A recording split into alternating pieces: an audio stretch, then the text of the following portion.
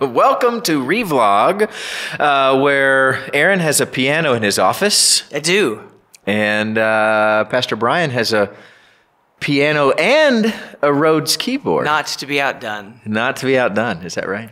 Is it a keyboard? Is that what you call it, Rhodes? It's an electric piano. Electric piano. Yeah. There you go. So I heard they're doing a new one. Do you know this? No, I had not heard this at all. There are rumors there is a brand new Rhodes electric piano coming out. Have you seen this?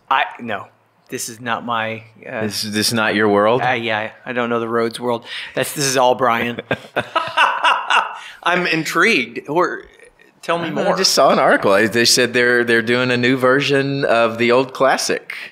Can you send me the link? Yeah, I will. Okay. I mean, I think it was rumored to be like $8 or $10 for one of these things. So I don't know. Oh, You can't put a price on. Yeah. You know, that's yeah.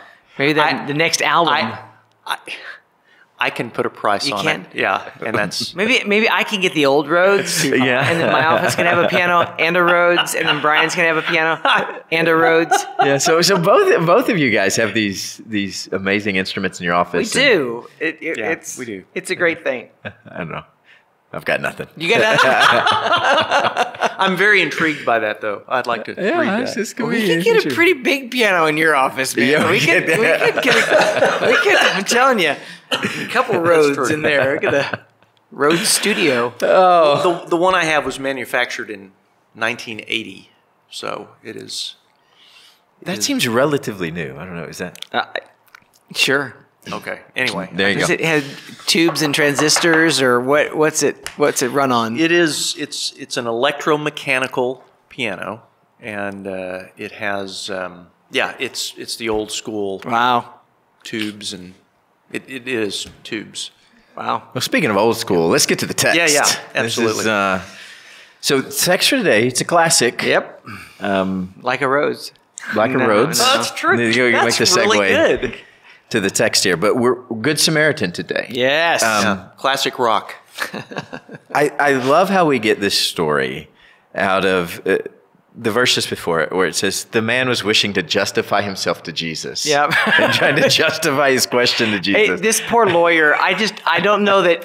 You know, I think that had he not, it's just interesting to me because Jesus might have told this story anyway, but when he said, or he might have told a version of the story, but when it says he attempted to justify himself, Jesus said, well, we're going to put a little twist in this then. Yeah. Well, it's this lawyer just kind of throws Jesus this softball and says, and Jesus says, okay, swinging for the fences here. Yeah. So and wishing to justify Yeah. himself. So you were so close. You were so close. it was my neighbor. So Aaron, as you reread this text today, you come to the Good Samaritan story. What struck you today? Well, I do think about the lawyer because he's kind of a pawn in this whole, he's the setup man for Jesus to kind of give this wonderful, The foil. yes, if you will. But and you know people like this that know the right thing to say. But because he's a lawyer, you also know people that understand the spirit of the law Right. and the letter of the law, and they high And how to manipulate and the how law. to manipulate it, right? Because Right. he's saying, "Ooh, I've checked that box. I've checked that box." Now, what do you mean by neighbor? And then, well, I'm glad you asked. and you could just see his whole world That's just right. start to crumble here because none of us really understand the world as God is intended for us And to. I don't know if this is correct or not, but when I picture the lawyer or a lawyer wanting to define a term, I picture them wanting to narrow it down. Right. And then and narrow it down to something specific. And Jesus seems to broaden it and to make it- Surprise, surprise! Jesus turns things upside down. Right. Right. I mean, Yeah. that's exact. I think that's a much better way to say that he was looking to really make it a fine point, and Jesus said, "Do this to Yeah, let's go the other way with it. Yeah. Bryan, what did you hear in this text? It is an inversion of what this man is asking in a way. He's saying, who is my neighbor? And Jesus says, basically, are you prepared to observe the life of an unlovable person in how he lives.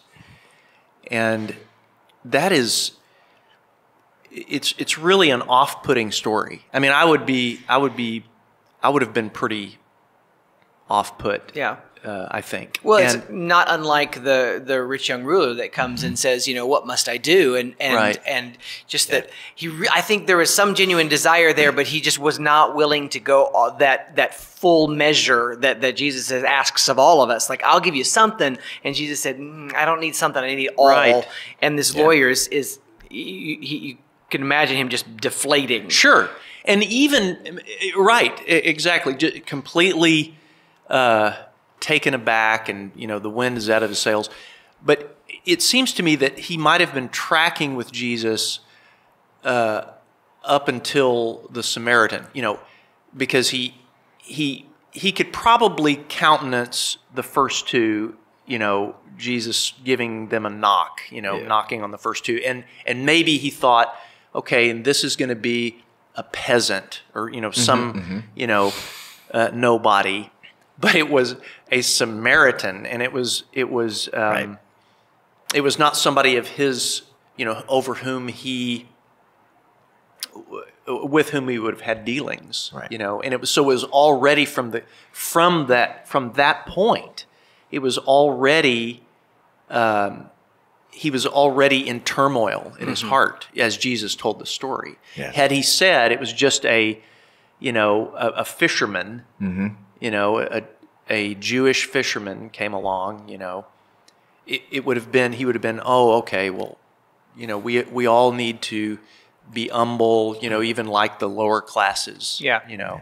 But this was completely otherworldly to this man, and it didn't give him a handle. There was no handle on this story for this man to. Yeah, it's exactly right. And I hear Jesus challenging this lawyer to be merciful, right? Where I picture when I would ask the question, who is my neighbor? I want Jesus to tell me, okay, go love Aaron, go love Bryan, and you're done.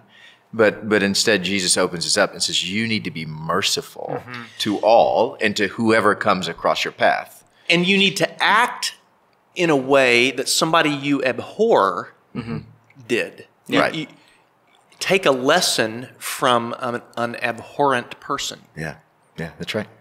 Admit that person did something that is eternally good. And to be fair, we don't know that the lawyer didn't do that. He could very well have gone, I hadn't thought of that, Jesus. I don't think he did. Okay, well, and you're probably right, just knowing human nature. But it's possible that hearing the story could have just really set him anew, and that's, right, that Jesus brings new life to somebody, right, and changes their heart. So it could have happened that way. I love that Aaron's bringing the hope today. Thank you, Aaron, bringing this hope. But it probably didn't. And then there's Bryan, the foil. Merry Christmas. So, Aaron, you came to this text. What question did you ask? There's a great choral work called Misericordia, and it's by Benjamin Britten, and it's all in Latin, but it is this story of mercy. This story? It is this, yes, it's this parable, and it's in, like I said, it's in Latin, but when you hear it, the first time I studied it at UT, it was for a project, and I sat in the library with headphones on, and I wound up weeping. Just the way that Britten sets it when Jesus says, who's your neighbor? Go. And it's such a moment that I feel like I was in the position of that lawyer at that time, and it just stripped me bare to say I'm not doing this. We talked last week about that we vet who we spread the word with, who we talk about the word with, and when we sow the seed of the word, that we're picking and choosing our neighbors, and I think it's that it's really convenient to say that I love you because you're lovable. But am I loving unlovable people? And frankly, am I unlovable? I think that if I'm not loving people, that means likely that I'm unlovable.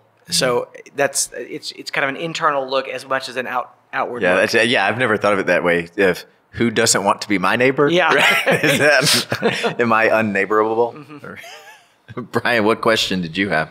That's a dangerous question that you just asked. That you prompted, Aaron. Yeah. Let me say that in preparation for this question, that this teacher of the law was, Jesus' effrontery here is astounding.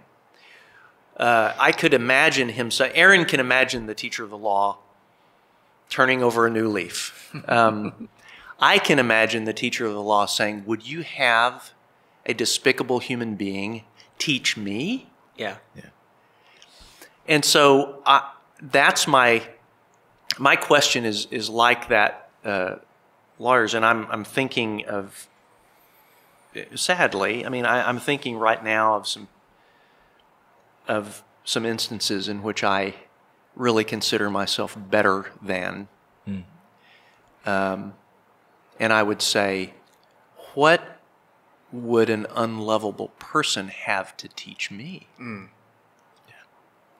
And then that actually, that's a question on its own, but then it calls into question the very categories of unlovable. That's right.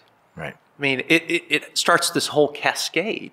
So I guess, again, my question is, what would an unlovable person have to teach me? Wow. Yeah. Well, I have several things. You are better at me at the roads. You are my better. You are hair products. You are way better than everyone at this table. So, but there may be something I could teach you. Is there an edit button on this? Probably should be. I don't know. I feel like today, though, we've gotten songwriting, Bryan.